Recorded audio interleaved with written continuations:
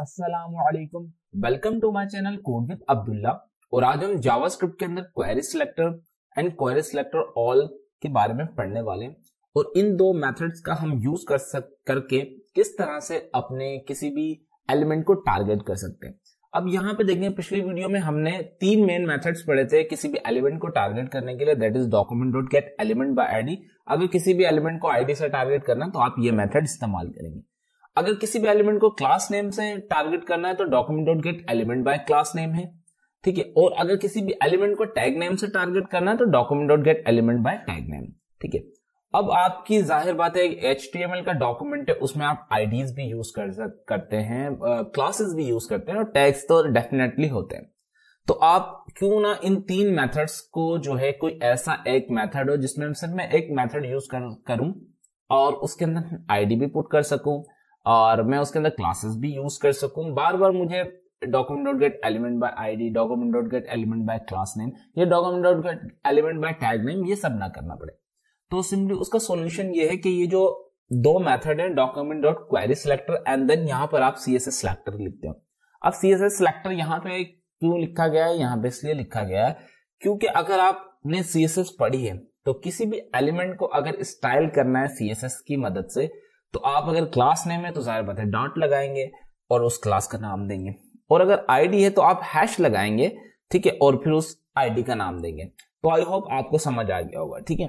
तो चले हम अपने कोड पर चलते हैं और फिर कोड करते हैं, वहां आपको और अच्छे तरीके से समझ आएगा। अब यहाँ पे देखिए आप index.html की फाइल में देखें, ज्यादा कुछ खास कोड नहीं है, सिंपली एक क्लास, एक डिव है जिसकी हमने क्लास दी हुई कंटेनर, एक हेडिंग है जिसकी आईडी दी हुई है हमने हेडिंग, ठीक है, एक पैराग्राफ है जिसकी क्लास दी हुई है पैराग्राफ, और एक और पैराग्राफ है जिसकी सेम क्लास है पैराग्राफ, ठीक है। ये सिंपल सा हमने बेसिक सा कोड एक लिख के रखा हुआ है, ठीक है। और सिंपली मैं आपको ब्राउजर पे भी दिखा देता हूं, कुछ इस तरह की दिख रहा है हमें ना ब्राउजर पे, एक वेलकम लिखा हुआ है और ये एक पैराग्राफ है, ठीक है, और ये एक दूसरा पैराग्राफ है, ठीक है। चलो ये तो हो गया एक बात, ठीक है। अब मैं अपनी ये जो आईडी का ये जो एलिमेंट है इसको जो हम document dot get element by ID से टारगेट कर रहे थे, इसको सिंपली मैं आपको डॉक्यूमेंट डॉट क्वेरी सिलेक्टर से टारगेट करके दिखाता हूं, ठीक है। तो यहां पे सिंपली आएंगे, एक वेरिएबल बनाएंगे लेट एलिमेंट, ठीक है, एंड यहाँ पे लिखेंगे डॉक्यूमेंट डॉट क्वेरी सिलेक्टर, और जाहिर बात है अब क्योंकि वो एक आईडी है तो मुझे हैश लगाना पड़ेगा जैसे मैंने बोला, एंड देन हेडिंग, ठीक है। अब मैं सिंपली यहाँ पे अगर इसको करूं कंसोल डॉट लॉग एलिमेंट और मैं इसको सेव करूं और अपने ब्राउजर पे आऊं, राइट क्लिक करूं, इंस्पेक्ट करूं और यहाँ पे कंसोल में आऊं, तो यहाँ पे आप क्लियरली देख सकते हैं इसने वो मैंने जो एलिमेंट था जिसकी आईडी हेडिंग थी उसको टारगेट कर दिया और पूरा एलिमेंट हमें दिखा दिया कि भाई मैंने इसको टारगेट किया, ठीक है। अब मैं आपको दिखाता हूं कि मैं अगर मुझे किसी भी क्लास को टारगेट करना हो, जैसे हमने एक पैराग्राफ है, सिंपली एक नहीं दो पैराग्राफ है जिसकी क्लास नेम है सेम। अब आप बोलोगे जिनकी क्लास नेम सेम है तो अगर हम वो सेम क्लास को एक मतलब टारगेट करेंगे अपने जावास्क्रिप्ट से तो आप ये समझ रहे हो कि दोनों को एक साथ टारगेट करेगा, ऐसा नहीं है।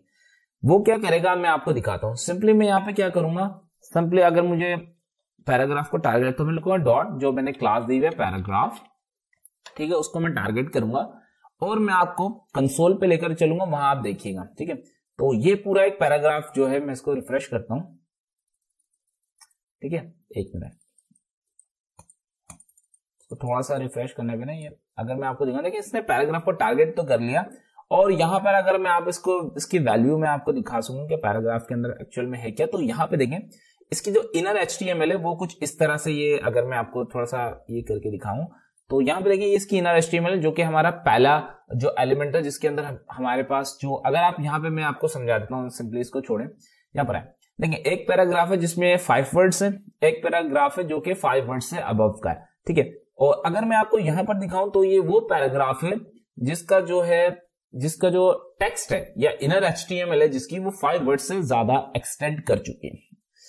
तो आई होप आपको समझ आ रहा होगा। इसको ये क्या करता है डॉक्यूमेंट डॉट क्वेरी सिलेक्टर, वो ये देखेगा कि अगर किसी भी एलिमेंट की सेम क्लास है, जैसे कि हमने index.html के अंदर सेम क्लास दी हुई है एक एलिमेंट को जो कि पैराग्राफ का एलिमेंट है, दोनों को जो है सेम क्लास है पैराग्राफ, वो ये देखेगा जिस भी पहले एलिमेंट की सेम क्लास उसे मिलेगी, सिर्फ ये उसको दिखा देगा।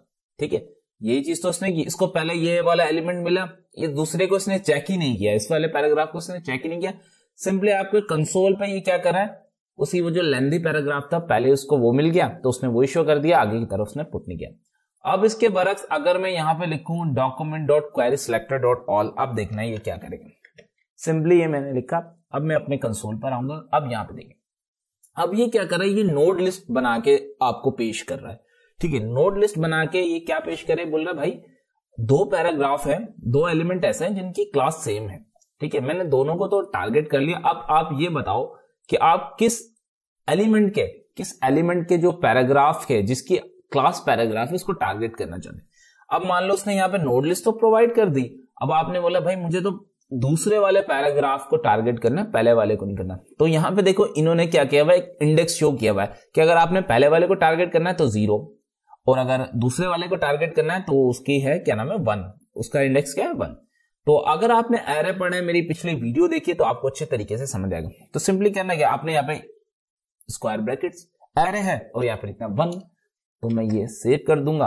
और अगर मैं यहां पर आऊंगा तो आपको, और मैं यहाँ पे कंसोल में दिखाऊंगा, तो यहां पे सिंपली नीचे आऊंगा तो ये देखें, इसकी इनर HTML में आपको दिखा देंगे। देखें 5 वर्ड्स का जो पैराग्राफ बेसिकली हमने बनाया हुआ तो वो हमें दिखा रहा है। ठीक है, आई होप आपको समझ आ रहा होगा। ठीक है, तो ये कर। और अगर मुझे इसकी इनर HTML देखनी है तो मैं यहाँ पे सिंपली लिख सकता हूँ इनर HTML, सेमीकोलन लगा दूंगा। अब ये क्या करेगा, उसकी सिंपली मुझे इनर HTML प्रोवाइड कर देगा उस 1 वाले की। ठीक है, तो यहाँ पे देखिए उसकी इनर HTML प्रोवाइड कर दी इसने। ठीक है, तो आई होप आपको समझ आ गया होगा कि क्वेरी सिलेक्टर ऑल क्या करता है और क्वेरी सिलेक्टर क्या करता है। आप सिंपली बार बार आपको document.getElementById लिखने की जरूरत नहीं है, या document.className। अब सिंपली मुझे इसको एक टैग से टारगेट करना है। मान लो मैंने इसको सिर्फ सिंपली टैग से मुझे टारगेट करना है, तो क्वेरी सिलेक्टर.all क्या करेगा, जितने भी पैराग्राफ होंगे उन सब पैराग्राफ को टारगेट कर लेगा। देखो मैंने यहाँ पे P लिखा, टारगेट किया, और यहाँ पे आऊंगा कंसोल में, देखें वही सेम चीज कर रहा है, एक नोड लिस्ट बना रहा है और आपने जिसको टारगेट करना है वो आई होप आपको समझ आ गया होगा अच्छे से। अब सिंपली मैं आप लिखूं क्वेरी सिलेक्टर, मतलब मेरा पैराग्राफ है, सिर्फ उसी को टारगेट करना है। ठीक है, तो ये देखें उसने सिर्फ क्या करा, जो उसको पहला पैराग्राफ मिलेगा लेंथी वर्ड्स का, जो कि मान लो लेंथी वर्ड्स नहीं, सिंपली जो 2-3 लाइनों का पैराग्राफ है, तो उसने सिंपली उसकी इनर HTML यहाँ पे ये सेट किया। तो आई होप आपको समझ आ रहा होगा। ठीक है, तो यहाँ पे देखिए आप सिंपली बार बार document.getElementById या document.getElementByClassName, ठीक है, या document.getTagName, ये सब लिखने की जरूरत नहीं। आप सिंपली लिखो document.querySelector। अगर कोई आईडी है तो हैश लगा के उसको आईडी से टारगेट कर लो, हैश लगाओ आईडी का नाम। अगर कोई क्लास है तो डॉट लगाओ उस क्लास का नाम। ठीक है, और अगर कोई टैग है तो फिर उसको टैग नेम से टारगेट कर लो। ठीक है, आई होप आपको आज की मेरी वीडियो पसंद आई होगी, और अगर वीडियो पसंद आई है तो प्लीज चैनल को लाइक करें।